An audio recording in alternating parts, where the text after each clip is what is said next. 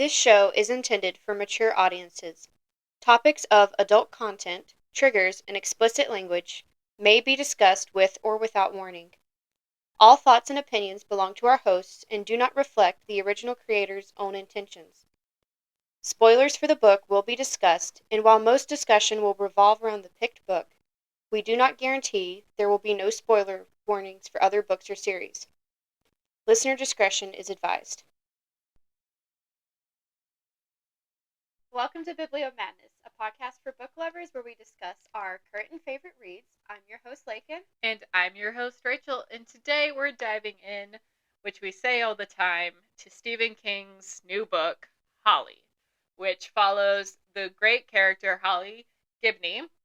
This is Laken's first Stephen King book. For all those on YouTube, you can see that I'm holding the book. For those on podcast platforms, you cannot, but welcome to everyone. Stephen King's Holly is the cover, now that I have read the book, makes a lot of sense, and I didn't even notice this bottom part. Yeah, there's a person. Until later. There's a little window on the bottom of the cover that's very important. The cover makes a lot of sense after you kind of figure out. Yeah, it makes a lot more sense about what's happening. So Stephen King wrote this book because everyone loved the character Holly in the first Mr. Mercedes book that he had. And she is a private detective, very good character for my opinion. I love Holly. I don't think she's a bad character. Laken, on the other hand, because she didn't know Holly starting out, was very confused on her. So we're gonna get her point of view. Yeah, I will get into that. So, going into the character of Holly, I think she's a good character. I enjoyed her. That being said, one of the biggest qualms I have with King's writing, especially in this book, where this is my first book, I didn't know previously the character Holly, and I need to move my mic closer because I'm not speaking loud enough. I didn't know Holly, so I did not know her age, what she looked like. Okay, there you go. I don't know what this is. So, beginning to read, I get 100 pages in almost, and I find out her age, which I think it aggravated me. It was poor writing on my standpoint because I had to completely reimagine her whole character, because I had envisioned her as a 30s, kind of still new investigator. Just the way she carried herself and thought about herself, that's what I was envisioning. It turns out she's 55. Yeah. And I was like, well, this is 25 years younger than I had pictured, so I 25 years older. This. Or 25 years older than I had pictured. So I had to rework that. And I don't know if he meant for this book to be a completely standalone, you can enter it whenever. Mm-hmm. Just pick it up without having read anything previously. I don't know if he had the intent for that, but I was about to say, if that was the intent, he did it wrong by not introducing more about her character at the beginning. No, I don't think Stephen King intended for this to be a standalone because it's based off of a side character. Of a previous character. But certain series where they do that and they come back into a universe, they write it to where the characters are reintroduced to new crowds. Yeah. I still think that should have been done, even if he didn't intend for it, because you're going to have people like me that obviously don't know it's part of the series and just pick it up.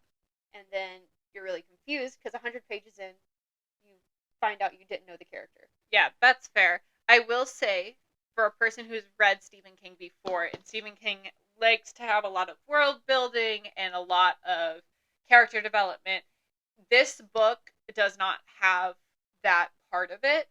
What it does have, because this is a side character from another book where he already built the world they're in, and where she's already been a detective in another story, this book starts off very quick at the beginning. It's high stakes immediately, which is very rare for a Stephen King book to be like that, because when you jumped into this book, the first chapter, someone's getting taken. Well, not only did they get taken, they got imprisoned in the first, literally the first 4 chapters. Yeah. Maybe not even that. They get imprisoned. They get fed meat. Nothing else happens in the first chapters, though. It's just that and then taken. You're confused because he's I will say, maybe this, like you said, isn't supposed to be something you just enter into. Because also, he doesn't even describe to you where they're at. Nope.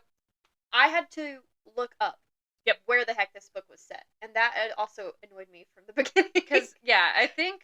He just started listing road names and, like, parks. And I was like, what the frick is this? Like, yep. It's definitely not a standalone. So if you haven't read previous books, go do if you want to know more about the world that she's placed in and more about her character. But if you want a book that's, like, straight up, like, knock you in the face. Effed up. And it's intense pretty quickly. For a Stephen King novel, that's rare, in my opinion. I did enjoy that fact. Because it immediately gripped you into the story. I didn't put this book down. I read this on a train ride to and from New York.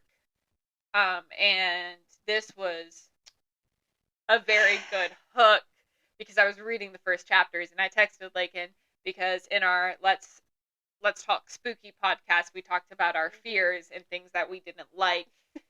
And I texted Laken and I was like, we manifested our worst nightmares into these books. Yeah. And that is exactly what happened because the last book, you were more, like, off put by than I was. I think, I was more scared. Yeah. Than I was. I will say, so, this is not spoilery. This book is more true crime. Yes. Detective-y than our last book was. I loved true crime, like, once upon a time ago. Like, yep. I was a serial killer documentary watcher. You know, I watched Criminal Minds. I was even studying in college criminology. I was going to go into that field. Yeah. And so I'm not new to the world of true crime and, like, the horrors of it because it's real. Yeah. But I will say, not so much anymore do I enjoy true crime. This bothered me a lot. This book... Ever since, like, having kids, the world became so much scarier of a place to me. Because it's, like, now, it's, like, even more clear, like, the reality of this. Like, this stuff happens.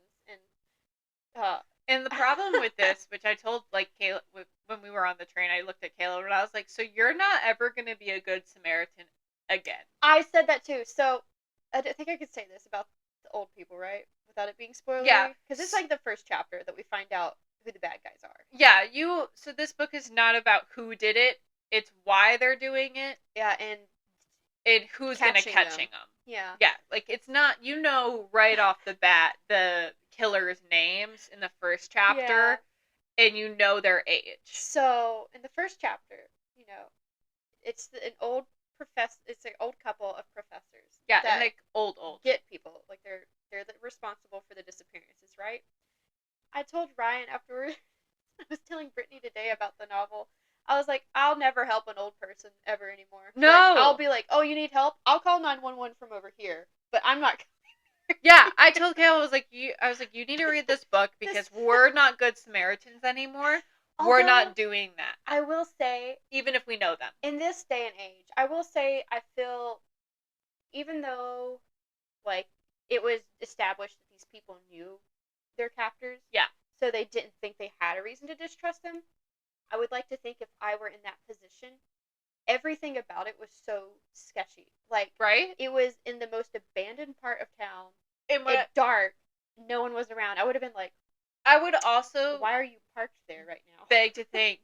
All of, like, the killers, Emily Harris and Rodney Harris, which, again, learned this in the first chapter, they...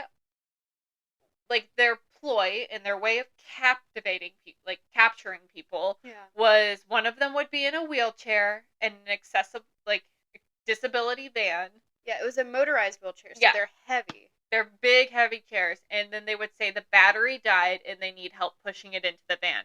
And then they would get a healthy person, and all of the victims were people that were alone, as in they had no family, they had no connections, they were people that nobody would notice went missing. Or that would, if they did go missing, that they could think just picked up and left town. Yeah, and they just, like, left, and they didn't want to deal with crap anymore because they had troubles with people, or, like, quarrels, because they... So they were smart. Yeah. Because they're professors, they made a list of people that they wanted to capture, and did their research just like any professor would do, especially one Emily Harris, the woman, who I think they're in their 70s. They're in their 80s. like they were in their 70s when they When they started. started. Yeah. She is a author writer for fiction. And then her husband is a science nutritionist professor. So they looked up their people. They found the people that would be the best to skip town, who would leave.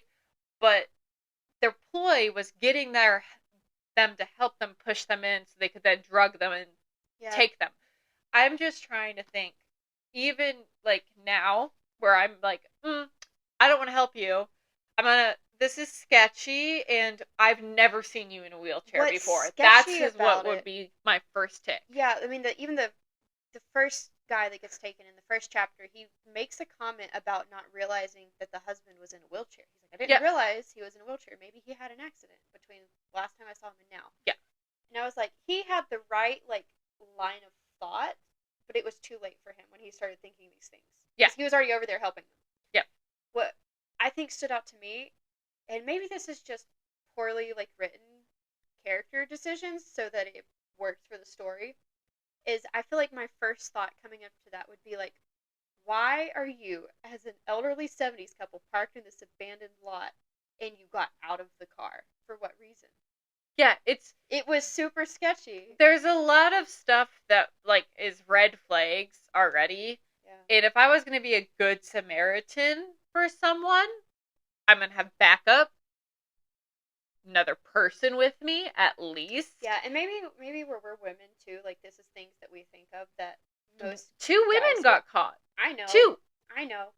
So, in this story, you're jumping, and this is something that Laken does not like, but for me, we talked about last book, I don't like third-person point of view at all. Stephen King does third-person point of view, but I enjoy his version because I, as a person who cannot visualize things or have an inner monologue, when the type of writing he had was basically setting a scene, and that he was very descriptive of who was talking, where you were. So instead of having the changing my mind to a story being told, I had it changed to, oh, I'm in the room with them, and I can see this happening. Does that make sense?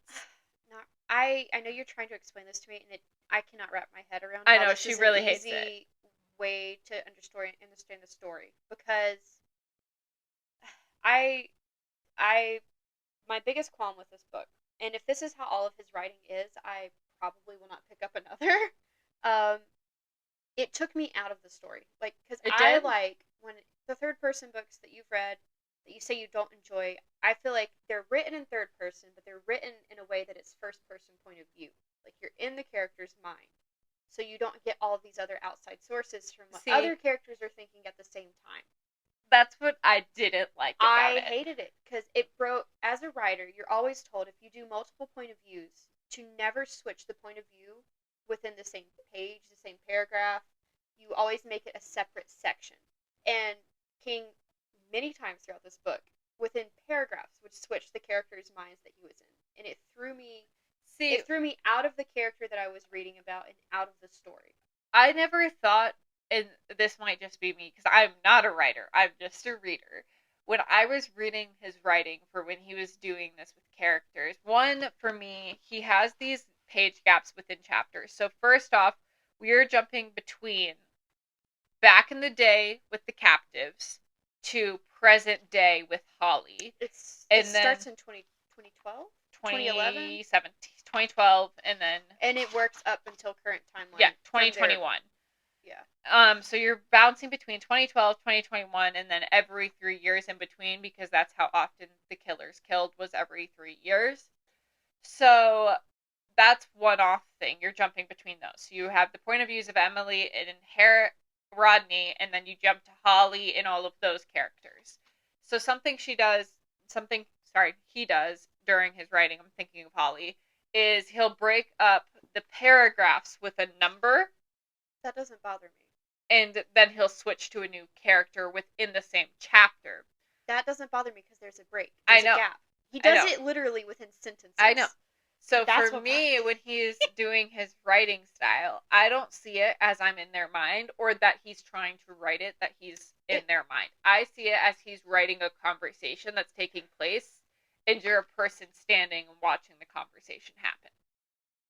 So you're not ever in the character's head. You're just a bystander of the situation. I guess, but the thing I think that throws me off about your reasoning there is because he does explain what goes on in the characters' heads. Yeah. Stuff that you wouldn't know as an outsider, because you switch to what these characters are thinking back and forth. And that's what throws me out. Because if I'm reading about one character, say the prisoner, and I'm reading about their thoughts and feelings, and then the next paragraph, it talks about what one of the killers is thinking. It takes it out of the story to me. But, I don't know, maybe that's just me. If you are out there and you enjoy King's writing, like you said you do, I was wondering how you felt about this. Yeah. Because if this is just how he writes. I don't think in my opinion, I've had other experiences that this is not his only style. But what I would say, again, it's a different form of third person. Yeah, that's hard to grasp enjoy this. if you're used to the other version. And I feel like if you're like me, I was never in any of these characters' heads, in my opinion. I was like, you know, it felt more of like a movie script. Like yes. You're telling what every character in that scene is doing, but not in any of their heads. And this is something also. So you know how you have physical cues? Like, if I'm angry, you could probably notice by my physical cues. Yeah. Like, you could physically tell, like, by you looking at my body language that I'm mad. Yeah. I think when he was writing about what was in their head, it was more of a perception of body language and kind of how they were feeling in the moment to give the tone of their answer a descriptive way of a tone. I don't know if that makes sense, but that's how I kind of had the perspective if that's of what it. you think of. I didn't take it that way because I think a couple times he does, like, it's a thought, like an italicized thought in the character's head. It's kind of like it's weird. It's a weird version of writing. I will give you that. Stephen King is something that a lot of people either hate or love. Yeah, if you can get past that, I think I enjoyed the story. Regardless of all my qualms about his writing, I did enjoy the story. So that has to say something. The story does what it's supposed to. It is disturbing. It is captivating. It keeps you on your edge of your seat, and you're wanting to know whether the good guys or the bad guys are going to win on this one. I think it's very interesting that during our spooky read, we're diving more in depth with writing styles than we have in any other month. Because this time, House of the Pines threw me for a loop. And then this one threw you for a loop. Well, that's because this is a third person point of view that it's very different. I have not read before. And like I said, as a writer myself, it is breaking the rules of third person that I've always learned. Yeah. And I almost want to say he's not writing in third person. Because it's not a story being told to you. Yeah. See, it's a story that you're watching. That's inside one thing of it. I like about reading, though. I want to be in the characters' minds. And I think that's the reason I had a biggest problem with it, and I couldn't overcome that in his writing, is because, every time I felt like I was getting into the character and understanding them, he'd throw me back out and into a different character. And I think that becomes, again, I don't know your mind. Yeah. As a person outside of the world, outside of your world, I don't know your mind. Yeah. So I don't think he wanted us to know everything the characters were thinking in those times. I don't know. I don't know how to explain it's hard. Or justify what he did with the writing. I can't justify it either. That was my impression of it, is that it threw me out.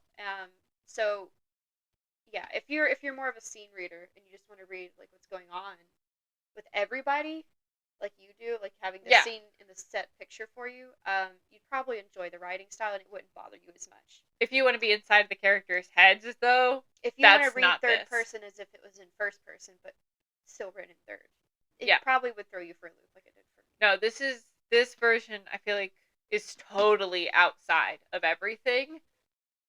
And then the other book, House in the Pines, is inside of everything, but also out. Yeah, it's just... It's weird. We had a brief discussion where we talked about it last week, because the writing style threw you for a loop of how, it's essentially first person. You're just having he said, she said, rather than I said. Yeah. In this, you don't have this. This is full on... It's very much third person. You're a bystander to a conversation. It's like you're a ghost. Yeah. I want to say. It's like you're a ghost, and you can see and hear what they're saying. You're telling their cues and you're on the outside Yeah, outskirts. I felt more of like, I think a good way to explain it would be like a video game, is if you were like bouncing between your character options. Yeah, That's what it yeah. felt like, because I was in one character, and then boom, I was in another character, and then boom, I was in another It's character. yeah, I would agree with you where you said it was like a movie scene. It's very movie set, Yeah, and it that's felt why scripted. Like I could read it as a script easier than a and novel. I could see the actors playing out the inner thought that the characters were having by physical cues. So I think if you like and you don't have the inner monologue or the ability to see scenes in your head, this version of writing is very clear for you. If you don't, it can be sticky, especially if you're used to other versions of third person view. Yeah, I think regardless, always, never be afraid to dive into waters you don't know.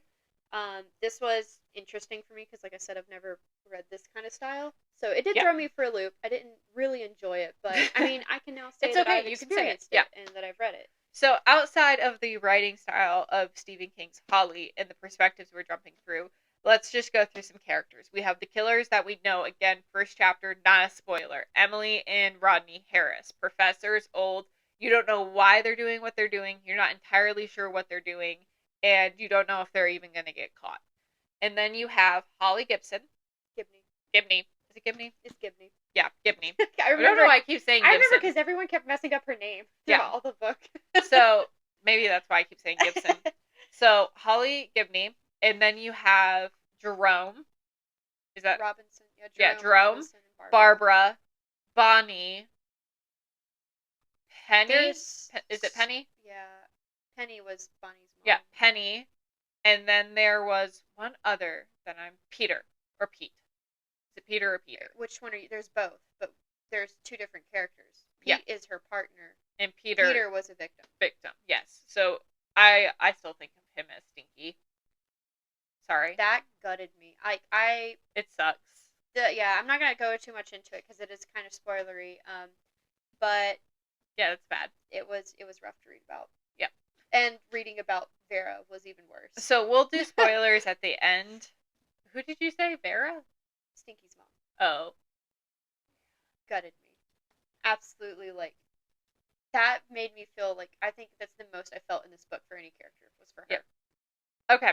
So before we get into spoilers of more of what this book is and why it did, you have a very detective, true crime vibe. These are serial killers that have happened because you jumped. There's multiple victims because, again, within the first few chapters, you're jumping perspectives. You have Jerome, and then you immediately have Carrie?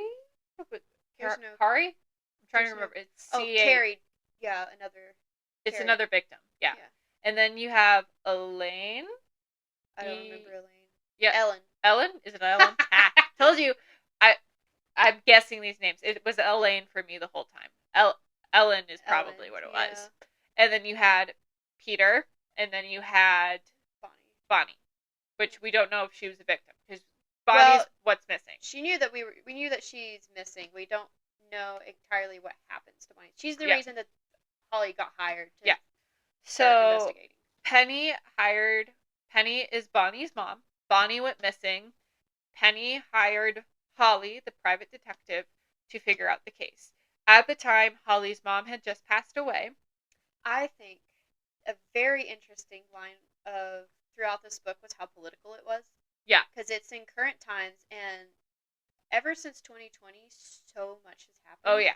We're going to get into that. In the past 3 years, I know. I'm just bringing up the fact because I feel like you're about to touch on it because of what happened to Holly's mom. But so Holly's mom died. Yeah. And it turns out in a Zoom meeting. Yeah, she wasn't taking any jobs at the time. But Penny was very persistent. Pete told her not to. Pete had COVID because this is based in 2021, which is more of the political side, which I do have some information on Stephen King regarding that. Oh, I very quickly figure out where he stands and everything.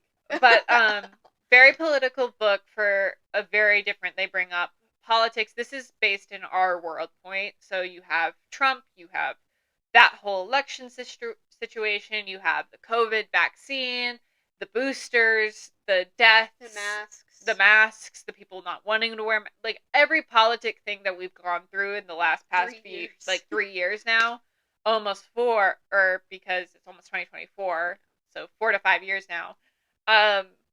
Is all in this book. So if you have a very political standpoint and you're not left leaning and you're right, this might not be the book for you. It might piss you off. It's gonna piss you off a lot like if you're right leaning. If you're right leaning, it's gonna piss you off if you're in the United States. If you're left leaning in the United States, you're going to agree with a lot of this book. So it has a lot of political points in it on the 2021 version, and Emily and Rodney also have some points. Oh my gosh. Can we... I need to talk about how awful it's bad. They were. So, for characters, just to, again, find this out pretty quickly, the book, Holly's mom died from COVID-19, and she was not vaccinated. That's pointed out multiple times. And Stephen King even said in a Twitter post that this book will make a lot of people mad, and he doesn't care. Because... But he does, even in the acknowledgments, he says, he says the vast majority of our country were anti-vaccination and anti-COVID. Yep. And if you were part of that, this book is going to seem preachy to you. Yep. And... Which, this is also just the perspective of another person's point of view and opinion. Main character Holly has these opinions, so that's why it's pushed so much. And my thought process for this book is, if you have a problem with her opinion and her feelings towards this, then you have a problem with freedom of rights, which is the other part of the right leaning. Like, you have every right to get mad at this book, but you don't have any right to say that that person or that character can't have that thought. Yeah. So that's just another thing for a trigger warning for those. There's also another trigger warning. Biggest trigger warning here. If you have a problem with serial killers like Jeffrey Dahmer or anything involving that, back out now. Like, don't read ASAP, because there is a lot of descriptions of eating and food. Yeah. Back out now. So, we can get into a little bit more spoily parts about this, because we've talked about who is your before we jump into spoilers, who is your least favorite character and who is your favorite character? Least favorite character? Yep. Emily Harris. Okay, I'm glad we both hate Emily. I also discussed Rodney, though. Yeah, he was. But I think it comes down to the point of how freaking psychotic she was. In the end, it even talks about, like, her diaries. It was, to me, not even the fact of that... This is going to sound terrible. It's not the fact she was killing people. It was the fact of how disgustingly racist she was and homophobic to people. Yeah. Like, I have never... hated a character so much. And I've never seen so much hate. Like, it was...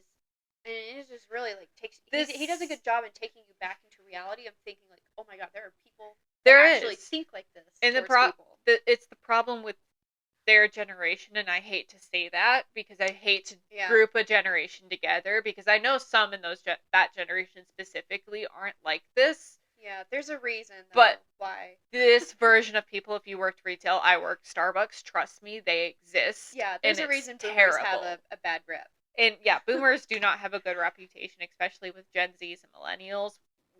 It's a quarrel against generations. It sucks, but it's reality. In this book does speak a lot about that. So if you have a problem with politics and stuff, maybe jump out now, because this book is very political. It does. And I mean, you can tell which side Stephen King is. And I'm on Stephen King's side. Or liberal, not liberal. Yeah, he's a liberal. You can tell that he's left-leaning. But here's the thing. It's not even liberal, it's democratic. Yeah. Because liberals are, like, middle line. You know what I mean. Left-leaning is what I'll say. He also writes characters that have bigoted right-leaning opinions. It's not the main characters, so you don't get that as much through the story. But there are characters throughout it that you have that kind of line of, like, COVID is just a fake flu. I don't believe in any of this. They're laughing at Holly for being careful. Oh, the sanitizer scene where she was like looking out the window. Ugh. Yeah. God. and even Trump is brought into it. Like, one of the characters is, like, big on Trump and talking about Her how, mom like, was. Trump was going to be, like, Yep. back and saving everything. And I was like, way to beat a dead horse. Yeah. Yeah, no. So for me, I enjoyed this book, and I agree with Stephen King and Holly's point of view. So, personally. But that's my opinion. Again. I have a little gray area here with it. There are things I do agree with, and there's things I don't agree with. Like, I'm not vaccinated, but it's not because I think the vaccinations are fake or anything. I haven't even had a flu vaccine in years. Yeah. So I was like, well, I'm going to wait till I get this. See, Because I was also pregnant. Yeah. And I wasn't about to get that well pregnant. See, that's another thing. Like, they even advise some pregnant women not to get it in the first place, and then they advise pregnant people to get it. There was just a lot of back and forth. And a lot of unknown. Yeah. And I think everyone made their own personal decisions what fitted them best. Yeah. Because, like, for me, I didn't want kids at the time. I was working in a front force retail. I cared about keeping my customers safe and myself safe.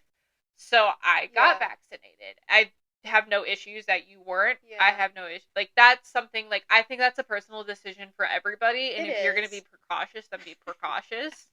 This brings me to another point in the book that even she brings up, but yeah, I'll get to it after you. It's just one of those things where it's like, you have your personal opinions, that's fine, just don't get mad about other people's personal opinions. Like, I'm not going to force you to put something in your body that you don't want, just like I hope you wouldn't force me to put something in my body that I don't want. This is, like, both sides of the point of view with the stupid abortion thing that happens in the book, too. Holly pointed out, I think, that her mom went to, like, one of those stupid anti-vaccination, like, rallies. Yeah. She held up a My Body, My Choice sign.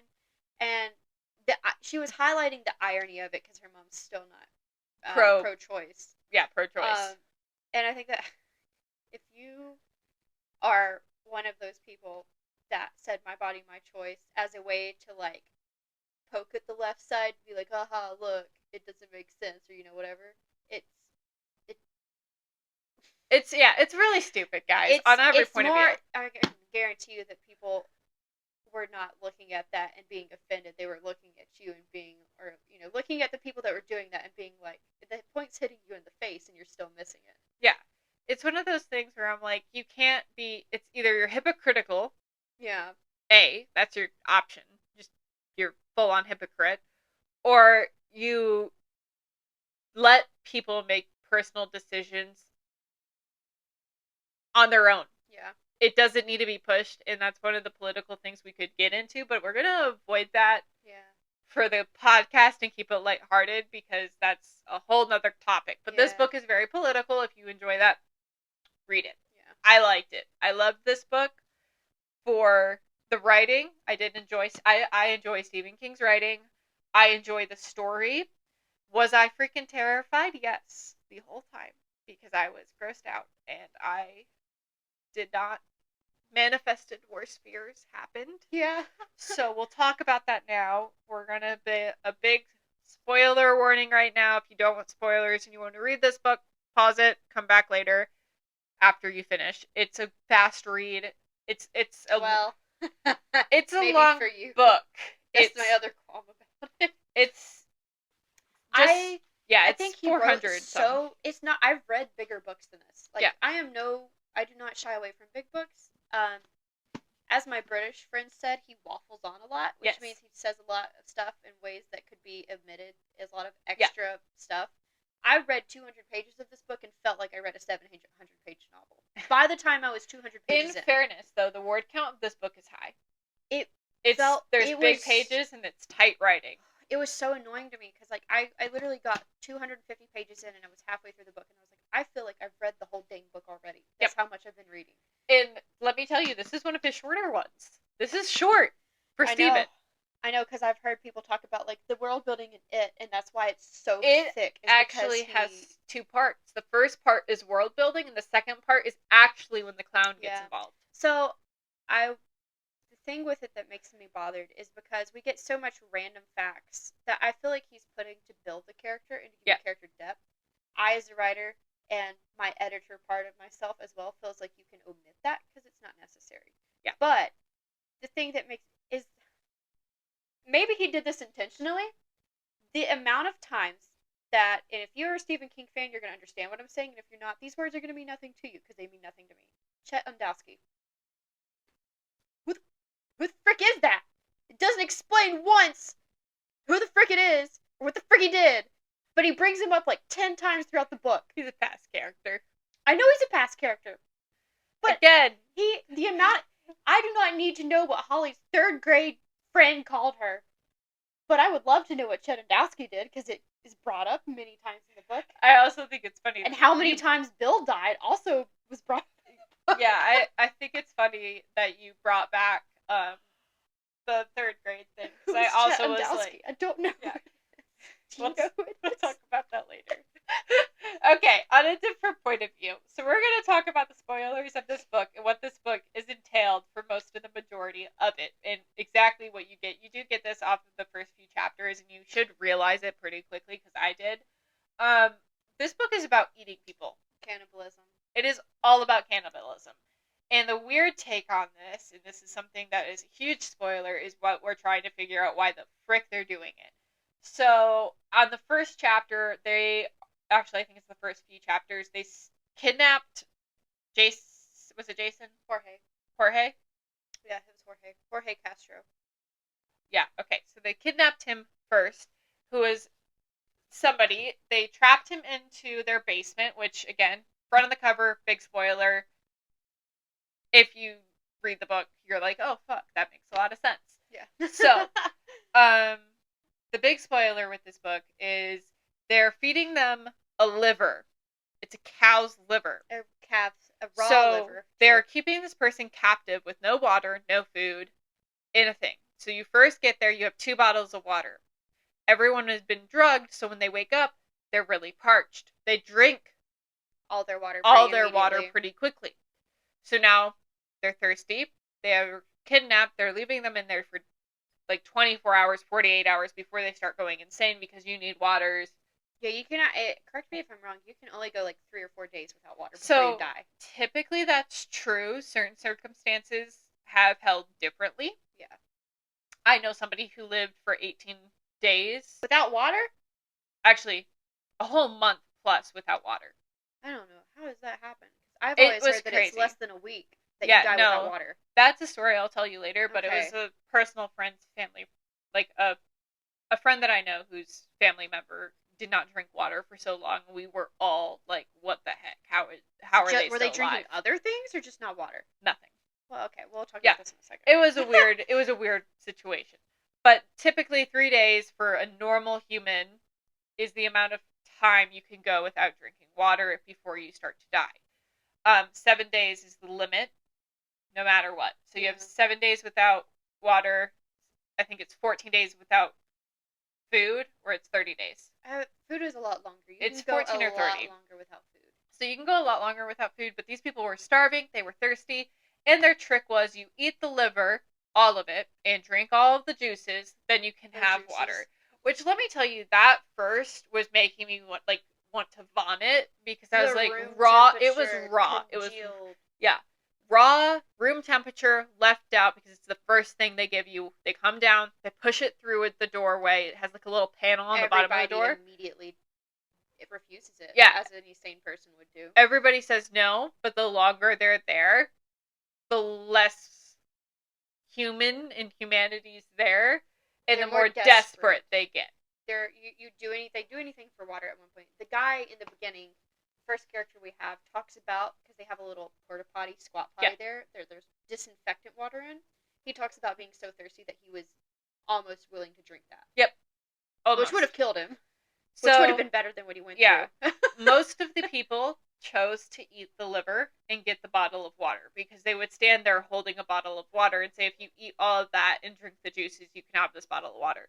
So that's the first thing that happens, and you're really confused on why. So we later find out that it was the liver of a cow. Pig is better, they said. They couldn't do it because it could be disease-ridden. But yeah, it has a higher potential of being disease-ridden, so they gave them the cow liver. You eat the cow liver, and apparently makes your body... It awakens your liver. Yeah, is what it said. Awakens your liver to be better. These people, Emily and Rodney, were using the fat of the body. They were using the brains of the body. Everything. Because they didn't want any part of the human to go to waste. Meal too. Yep, bone meal. Everything to rub on their sciatic nerve area. So she rubbed it on her bottom of her left bum. She rubbed it on her legs. They rubbed it on their hand. It was disgusting. They were eating brain and shake. To cure his Alzheimer's. Yeah. Brains and vanilla ice cream to cure Alzheimer's. It was a hot mess. So everybody was eating everything. Like, gross, disgusting. And this is happening with all of the people that went missing. It was a serial killer situation. And they all got eaten by Emily and Rodney. Yeah. Disgusting. Absolutely horrifying. Hate it. Manifested worst fear. Great situation. Yeah. I don't want to spoil the end of the book. Yeah. I'm going to let you guys, it's like the last, I marked it, where it starts to get to where the big spoilers happens is around page 400. I have it at 360, but it's like 360, 400 page marker. It's only a 467 page book, is where a lot more happens and the story kind of takes its turn.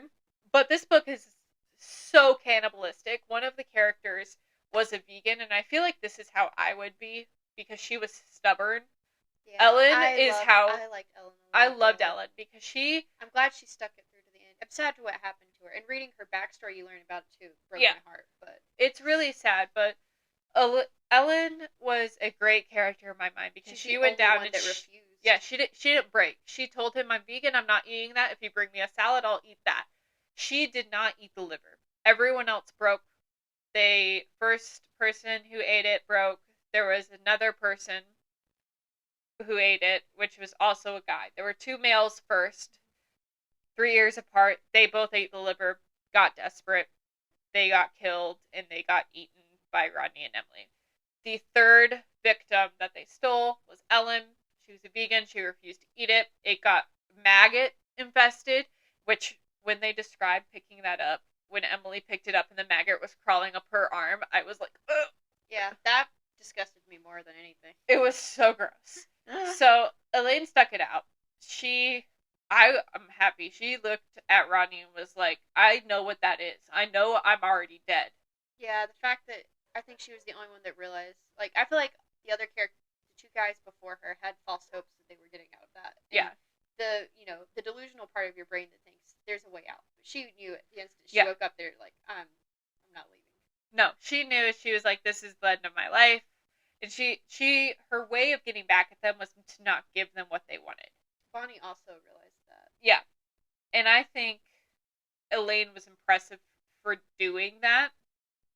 And I appreciated her character.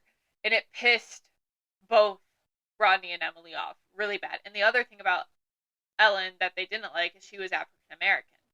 She was also a lesbian. Yeah. She was lesbian, she was African American, and a vegan. Everything she hates, because Rodney's whole thing was meat was meat is life. Meat is life. And they thought it was healing their bodies. The word they used was sacrament. So it was, like, sacred to them. Yeah, it was really gross. And I also felt like it was very offensive to American Indians and, like, Native Americans originally. How so? Because their whole thing of, like, not wasting the body. Oh, not just like Native Americans do to animals. I can see that a little bit. I didn't take it that way, but I thought it was offensive. I was like, they're not eating humans, dude. Yeah, I think that was more of like he realized that everything in the body had and they respected the animals. You don't respect these people. No, I mean you can't say that you respect. They even refer to their prisoners not as even cattle. As people. They refer to them as livestock. Yeah. That's the word they use. So it was disgusting on every point of view for that whole situation. I was grossed out. I think, and that I was actually going to research this after the book if he hadn't said anything, but King acknowledges it in the acknowledgments that their point of views and their their reasonings for why they did this is actually legitimate stuff, but it doesn't actually cure stuff the way they were diluted into. It is a placebo effect that they had delusionally manifested for themselves. Which they did point out at one point. At, Yeah, like, they were page starting to 300. realize that She was like, are we just being delusional? Is this something that's really psychosemantic happening, or is it just a placebo effect? Because they're in their 80s by the end Rodney of this. never believed it was No. placebo. And But that's what drove him Emily over. did. She was getting to the point, she's like, yeah, I think we're fooling Yeah. ourselves. So Bonnie, poor Bonnie, person that we were searching for the whole time, ended up not making it No. at all. And I think it was the creepiest line that I read in the book Okay, for me, and I told Laken this, is when she said, she was strapped down naked, and Rodney was looking at her on the table, and she goes, well, are you gonna RAPE me? Is that what you're gonna do? Like, how? Like, she goes, is that what you're really gonna do? And then Emily just looks down, and I read this in the most creepy old lady voice. Same. And she was just like, no, honey, we're gonna eat you. And I was like, oh my god. And then all that paragraph ends with is Bonnie screams. That's it. I think the worst thing worst thing is obviously they're eating people. But the thing that makes it even more insult to injury is the fact that they do this while the people are conscious and awake. Yep. It's not like a closure of like, oh, they didn't suffer because they were already dead. No. Which is awful. It was when you eat an animal, you don't start carving the animal up while they're alive. No. Put them out first. So I feel like they were trying to keep the meat alive the longest amount of time. Yeah, I think they said something about the adrenaline flooding and activating things too. There's so much like it was so gross, crazy, weird. There's a show with what was his name? He's a Star Wars character. Just came out recently. It's a movie. It's like Kitchen or something. He's a guy who steals girls and romances them, and then like cuts them apart and sells their organs for people to eat. I don't know. It's a show. I'll have to figure it out. I'll remember it if you guys remember the name. It just came out. It has one of the main guys from, I think it's Star Wars, and he has dark hair. He's very handsome, but yeah, he would kidnap girls and carve them alive, like cut off their butt, sell their butt cheeks to people to eat, their thigh, like they would shave them a lot, like, and keep them alive and feed them more and more and more to keep their body to regenerating meat to then continue shaving. Like, it was disgusting. And that's very similar to what happened in this book. I think the fact that makes this so disturbing is because it's not just fiction. This is a fictional book, but it's not just fiction. Yeah. Like, this kind of crap goes on in real life. And these kind of people exist in real life that have these delusions in their mind. And I think that's the scariest thing about it. Because this book didn't scare me, but it deeply, deeply disturbed me. Yeah, I would agree. This is not one of those things that scare, like, my fears with this are not fear-based, it's just gross-based. Yeah. And, like, I am not, like, I don't like spiders. We're all scared of spiders. I ain't dealing with a spider. Okay, that is fear-based. I hate spiders. I am scared of spiders. I am fearful of that. I'm not the fear of being eaten is more just being, like, I would vomit. I'd throw up. It'd be gross to me more than anything. And that's where that fear and that scare comes in, is just the disgust and the disturb of it all. But if you're into that and you want to know what happens if they do get caught or don't get caught, pick up Holly. Good luck to you. I wish you the best in that adventure. There is a lot of description of the food they're serving. Yeah. Which is really hard to read because they make it sound delicious. And then they add in what body part it is. And you're just like, oh. There was a lot of gagging. The brains did me, and that was the worst thing for me. There was a lot of gagging in this book. It's disturbing. It's very disturbing. It's also creepy to think they're old people, because, like, dude's got dentures, most likely. Yeah, the reason that, another reason is because the whole premise of it, and the reason that they're not caught sooner, is because nobody suspects them because they're old. Yep, which is also dumb, and Holly doesn't suspect them for so long. So now I will never trust old people. No. Yeah, that's one of the things. Told my husband immediately. I was like, I don't trust old people anymore. I was like, I don't never help an old person. I'll call 911 for you. Yeah, I was like, you want to pay that bill? I'm not going to pull over and help you. No. anymore. No. My good Samaritan leaves me more and more every day. Yep. Alright, so go pick up Holly to find out what happens at the end, because we're not going to spoil that part. So, find out if Holly catches them or if they catch Holly. Yeah. Because it's going to happen one way or the other. 50-50 chance here. 2 against 1, right? If you like detective stories, you would like this. It's really good. It's a really good story. It is a good story. I hate admitting that because the writing annoyed me so much, but it is a good story. It's a great story. Alright, so thank you all for listening in our second episode of Spooky Season. We have one more book to go for Spooky Season. If you haven't already, let us know what book we should do for our last. We're getting up close, super soon. Laken, do you want to add anything else? I talked a lot this time. It's okay. I knew you were going to take the lead with this. I think I've said my bits. I think that's all I've had really to say about it. Like, follow, subscribe on any platform you are on. If you're on YouTube, don't forget to hit that notification. We post Mondays at 10 a.m. Eastern if checks don't take any longer. I schedule it for 10 a.m. Sometimes it goes up at 11 or 10:30, and it makes me sad. But checks do that. YouTube's YouTube sometimes. But otherwise, it should be on Spotify at 10 a.m. every Monday. We will see you guys next week. Have a great spooky season. If you haven't already, go pick up some pumpkins. We're going to hopefully do that this week because I'm missing pumpkins on my front porch, and I need some pumpkins. Yeah, this month is slipping away way quicker than it should. Oh, yeah. Especially when I was gone for a whole week. We're already halfway through. I don't want to talk about it. I'm not ready to decorate for Christmas yet. No.